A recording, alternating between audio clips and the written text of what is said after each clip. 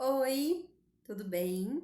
Aqui é a Prof. Gabi, estou aqui para mais uma aula de ciências, então podem pegar a sua apostila. Vamos dar continuidade aí à unidade 3 de ciências. Hoje vamos partir ali da página 77, ali onde diz impactos provocados pelas atividades humanas, certo? Então vamos ler ali este parágrafo que diz assim: muitas das atividades dos seres humanos geram vários impactos negativos ao ambiente, aos recursos naturais e à saúde das pessoas, como a poluição da água e do ar e também a degradação do solo. A seguir, vamos tratar dos impactos mencionados, suas origens e consequências. Então, hoje nós vamos estudar um pouquinho sobre os impactos provocados pelas atividades humanas. Fazer uma pergunta para vocês: por que o ser humano modifica o meio ambiente? Com uma só palavra a gente responde essa pergunta: necessidade.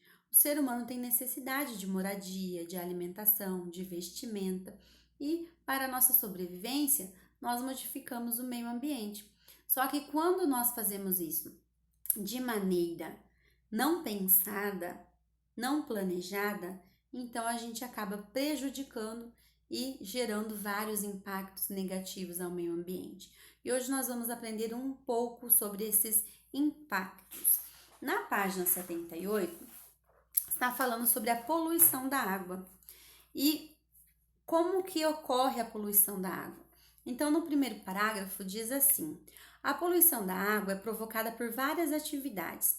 Por exemplo, a agricultura pode contaminar a água de rios, lagos e lençóis freáticos ao aplicar agrotóxicos e fertilizantes químicos nas plantações.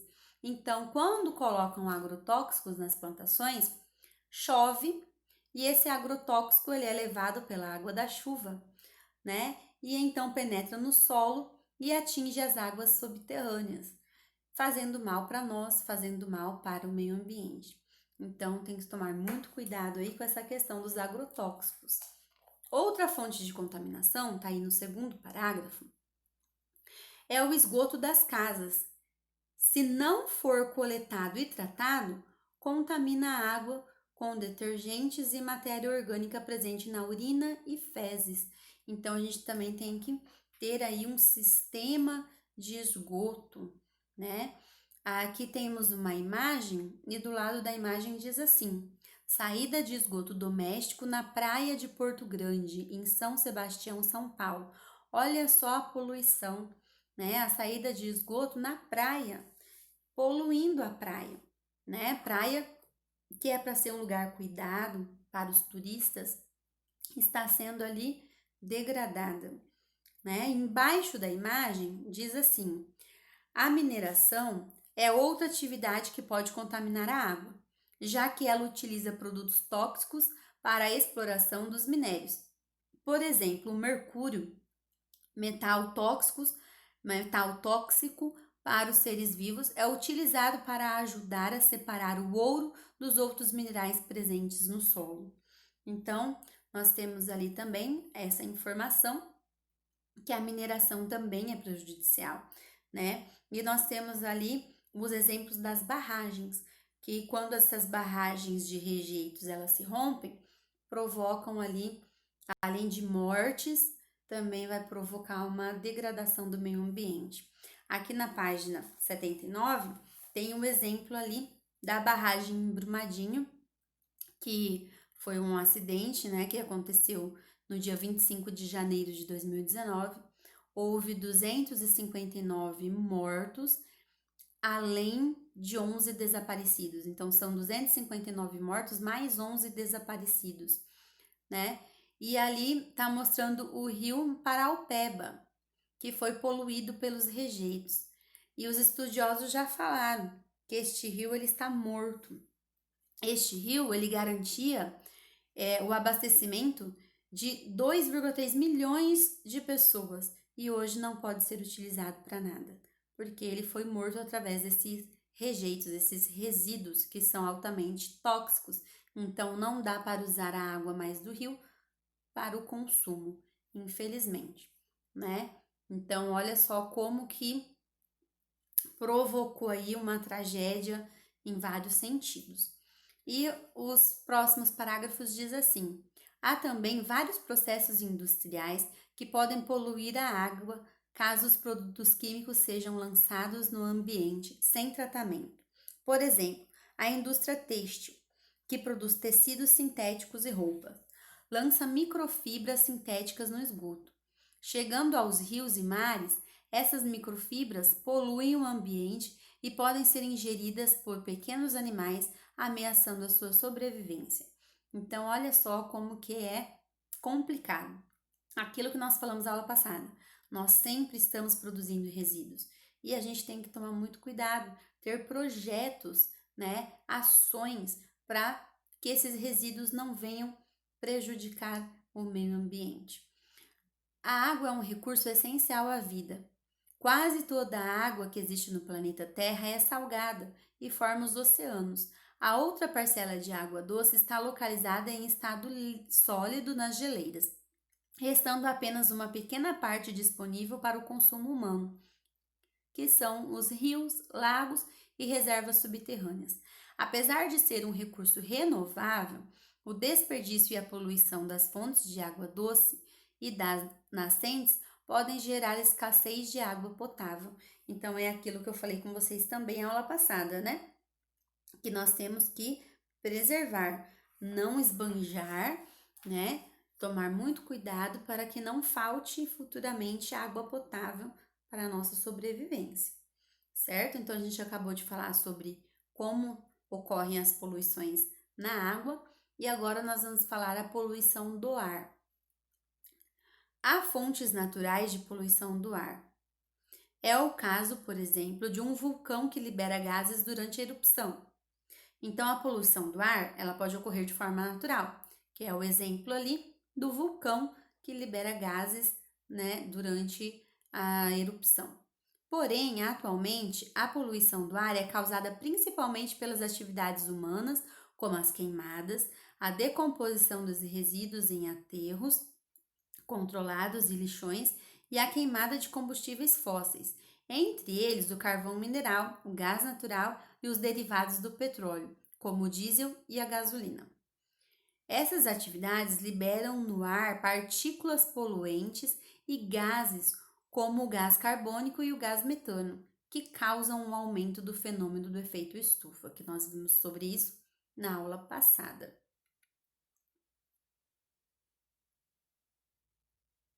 E aqui diz: você sabia? A pecuária, ou seja, a criação de gado, é uma das atividades humanas que mais gera gases do efeito estufa no Brasil. A produção desses gases ocorre em vários processos, como no de formação das pastagens com a derrubada das florestas, no transporte da carne para frigoríficos e até pela digestão do alimento que ocorre no organismo de bois e vacas. Na digestão, há a formação de gás metano no estômago dos animais, e a maior parte desse gás é liberada pela eructação, ou seja, pelo arroto. Então, olha só que interessante. Você sabia que a criação de gado é uma das atividades humanas que mais gera gases do efeito estufa? Pois é, vivendo e aprendendo, né? E aqui nós temos a imagem dos carros liberando a fumaça, né? E a fumaça que sai dos escapamentos dos carros é formada por várias substâncias que poluem o ar. Por isso que se você mora perto da sua escola, é preferível que você vá caminhando do que utilizar o veículo. Que toda vez que nós saímos de casa, de carro, de moto, nós estamos poluindo o meio ambiente. E ali está falando sobre o efeito estufa. Afinal, o que é o efeito estufa? E ali diz que é um fenômeno natural que ocorre no planeta Terra devido à presença de alguns gases na atmosfera que envolve o planeta, né? E esse fenômeno ele é responsável pela manutenção da temperatura do planeta de modo que fique mais ou menos constante, ou seja, ele evita que haja variações muito grandes na temperatura. Na página 81 a gente vai conseguir entender melhor. Eu vou aproximar esse esquema aqui para a gente entender. Então, olha só, o efeito estufa, né? Tá vendo a linha amarela? Então, tá escrito que a maior parte da radiação solar que chega à superfície da Terra é absorvida aquecendo. aquecendo a terra. Aí tá vendo ali a flechinha laranjada que bateu na terra e voltou para o espaço? Ali diz que parte da radiação é refletida e volta para o espaço. E o vermelho, tá vendo ali que bateu na terra, subiu e voltou para a terra, subiu e voltou para a terra. Diz que parte da radiação refletida é refletida novamente pela atmosfera e volta para a superfície do planeta aquecendo. Então, o nome é efeito estufa, justamente porque trabalha como uma estufa, segura a temperatura, segura o calor na Terra, né? Então, aqui é uma representação esquemática do efeito estufa. Ilustração sem proporções de tamanho e distância e em cores artificiais. Então, o efeito estufa ele é muito importante, tá bom? Para que a gente tenha uma temperatura ideal para a nossa sobrevivência. Só que a queima de combustíveis fósseis, queimadas da vegetação, vai aumentar a quantidade de gás carbônico e gás metano na atmosfera, né? Então, vai segurar muito mais calor na Terra, provocando o aquecimento global, que é um aumento exagerado na temperatura do planeta, né? Olha só o que diz no último parágrafo.